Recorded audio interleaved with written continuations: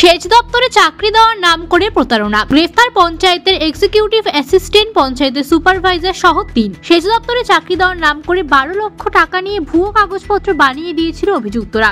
পরে দপ্তরে যোগাযোগ করতেই প্রতারিত হয়েছেন বুঝতে পেরে বনগাঁ থানায় অভিযোগ করে। অভিযোগ পেয়ে ৩ জনকে সোমবার রাতে গ্রেফতার করে পুলিশ। সেই অভিযুক্তদের মধ্যে একজন সুন্দরপুর পঞ্চায়েতের অ্যাসিস্ট্যান্ট এবং সুপারভাইজার রয়েছে।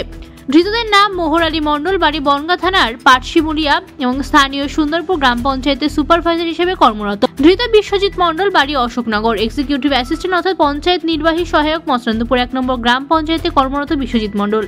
সম্রাট চন্দ্র, বাড়ি হাবড়া বাণীপুর। অভিযোগ, বিশ্বজিৎ ও সম্রাট দীর্ঘদিন ধরে চাকরি দেওয়ার নাম করে প্রতারণা চক্র চালাচ্ছে। ধৃত মোহর আলী মণ্ডল বনগাঁ ব্লকের সুন্দরপুর গ্রাম পঞ্চায়েতের সুপারভাইজার হিসেবে কর্মরত। তারা ১২ লক্ষ টাকা নিয়েছিল। গত জুলাই মাসে বনগাঁর রাউতারা এলাকার বাসিন্দা আব্দুল হাই মণ্ডল তাদের বিরুদ্ধে বনগাঁ থানায় অভিযোগ দায়ের করেছিল। ঘটনার তদন্তে নেমে পুলিশ দিন রাতে তাদেরকে গ্রেফতার করেছে। মঙ্গলবার বনগাঁ মহকুমা আদালতে পাঠিয়েছে পুলিশ। এই চক্রের সঙ্গে কারা কারা আছে জানতে এদের হেফাজতে নিয়েছে তদন্ত শুরু করেছে পুলিশ।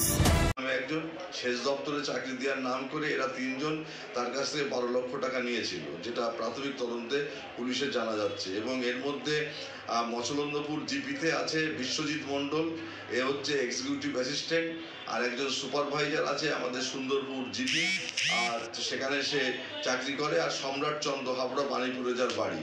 এরা ৩ জন মিলে চাকরি দেওয়ার নাম করে এই টাকাটা নেয় এবং পরবর্তীকালে টাকা নিয়ে কোনো চাকরি দিচ্ছে না। তখন আরাবুল যখন চাপ সৃষ্টি করে এদের উপরে যে আমার টাকা ফেরত দাও, তখন ওরা একটা ভুয়ো অ্যাপয়েন্টমেন্ট লেটার ওর হাতে দেয়। কিন্তু সে সেই ভুয়ো অ্যাপয়েন্টমেন্ট লেটার নিয়ে বিভিন্ন জায়গায় খোঁজখবর নিয়ে দেখতে পারে যে অ্যাপয়েন্টমেন্ট লেটারটা পুরো জাল।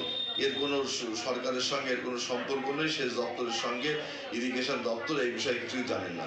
সেই পরিপ্রেক্ষিতে এই মামলাটা হয়। মামলার পরিপ্রেক্ষিতে আজকে ৩ জনকে গ্রেপ্তার করে লানেট এসিজিএম আদালতে এদের প্রডিউস করেছে এবং পুলিশ তদন্ত করছে। তদন্ত করে জানা যাবে যে আর কারা কারা, কোন চক্র, কোন র্যাকেটে আর কারা কারা যুক্ত আছে, সেই মর্মে পুলিশ তদন্ত করছে। পরবর্তীকালে তদন্ত রিপোর্ট দিলে জানা যাবে যে এই ঘটনার সঙ্গে আর কারা কারা যুক্ত আছে এবং এরা দীর্ঘদিন যাবৎ এই প্রতারণার সঙ্গে যুক্ত আছে। এবং এছাড়াও আরও অন্য জায়গার থেকে আরও কিছু এরকম প্রতারণার কাণ্ড তারা ঘটিয়েছে। জানতে পারা যায় যে ২০১৯ সালে এদেরকে টাকাটা দেয় এবং দীর্ঘদিনে ওয়েট করেছে, দীর্ঘ ৪-৫ বছর ধরে যে চাকরি পাবে এইভাবে তারা নানানভাবে ঘোরাচ্ছে, কিন্তু কোনো চাকরি পাচ্ছে না।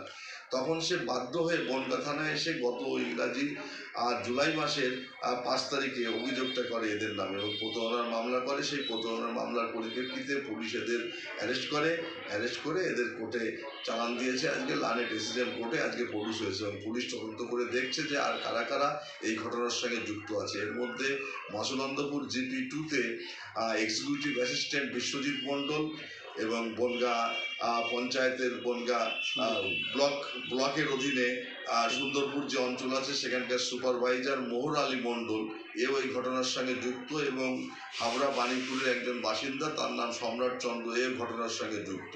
এবং এই কেসের কমপ্লেনেন্ট হচ্ছে আরাবুল। তাকে বলা হয়েছিল সেচ দপ্তরে তাকে চাকরি দেওয়া হবে, কিন্তু সে চাকরি আদৌ পায়নি। দীর্ঘদিন ধরে সে তাদের পিছনে ঘুরেছে। তারা চাপ সৃষ্টি করাতে মাঝে তার একটা অ্যাপয়েন্টমেন্ট লেটার দেয়, কিন্তু সে খোঁজখবর নিয়ে জানতে পারে অ্যাপয়েন্টমেন্ট লেটারটা টোটালি ভুয়ো, জাল। সেই পরিপ্রেক্ষিতে বনগাঁ থানার পুলিশ তাদের বিরুদ্ধে প্রতারণার মামলা করে এবং জালিয়াতি মামলা করার পরে আজকে তাদের কোর্টে প্রডিউস করা হয়েছে।